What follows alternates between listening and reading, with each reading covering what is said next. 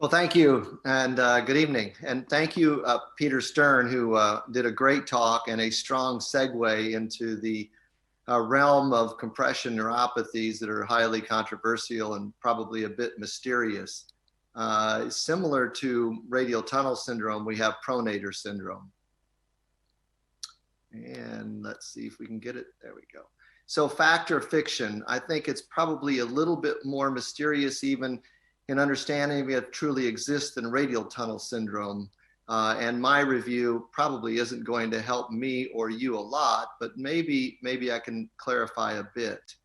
I know we all, or many of us, cringe when we see the brachial plexus, but I show this because I want you to remember how much of the median nerve or how broad its contribution is from C5 to T1. And why do we need to know that?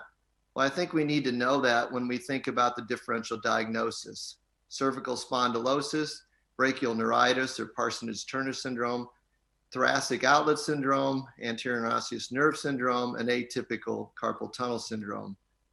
And in fact, all of these conditions are probably significantly more common than pronator syndrome, or at least in my opinion, and that of most articles in the literature.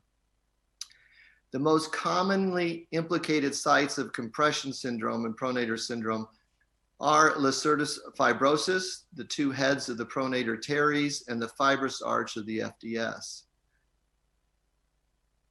from proximal to distal. But why compression over the normal route of the median nerve? The literature would say that it's due to anatomic variations many of the times, and particularly fibrous bands. So if we begin proximally, we have the famous, if you will, supracondylar process, the ligament of Struthers, which may or may not be associated with the supracondylar process, the lacertus fibrosus, which has a lot of variations anatomically, the two heads of the pronator teres, and specifically the deeper head is in some patients. In fact, 25% of patients in one series is more fibrous than it is muscular. Then we get to the fibrous arch of the FDS, and finally Ganser's muscle and other aberrant muscles. The history, similar to radial tunnel syndrome, tends to be fairly nonspecific, but the most commonly reported is vague forearm pain on the volar aspect. Sometimes activity induced, particularly sports or occupational, can be. Some patients have hand paresthesias, although that's not common. And then repetitive strain injury, particularly to the pronator, and in some sports and occupational require repetitive power pronation.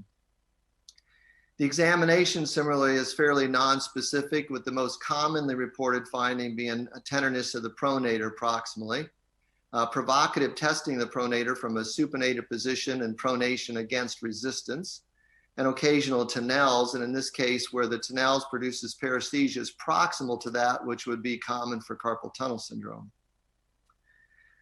Treatment is typically, or almost always should be, non-operatively, or at least begin non-operatively, and therapy, it's a fairly non-specific therapy aimed at stretching exercises and tendon and nerve glide exercises. Splinting, which should be done above the elbow in a supinated position to rest the pronator, and then corticosteroid injection, which I find to be a little scary, particularly in a larger patient. So it probably should be done with some sort of image guidance or ultrasound guidance. Operative decompression, a lot written about it, a lot of impressions and biases. And explorations have gone from proximal, from the ligament of Struthers through the lacertus fibrosus.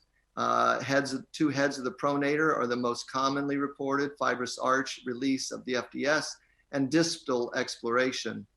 But the real controversy, if you're going to proceed this way, is how much to release. The more extensile approach, I would say more traditional, from above the arm into the forearm, and then sort of a medium range, and now more popular is the more limited release. I did a review of the literature for this particular talk, and I found that there was no evidence that an extensive release provides greater benefit than a more distal release. So if you're going to do this, a distal release is probably appropriate.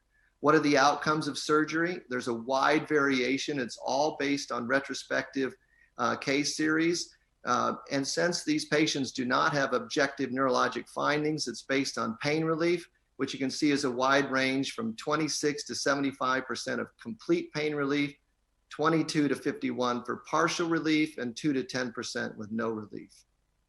So I leave it to you. Is this fact or fiction? In my practice, I rarely find this problem. When I do find it, it's almost always related to trauma or some forceful pronator stressing strain injury, if you will. And in my patients, all but a few over my years of practice have responded to time and conservative management.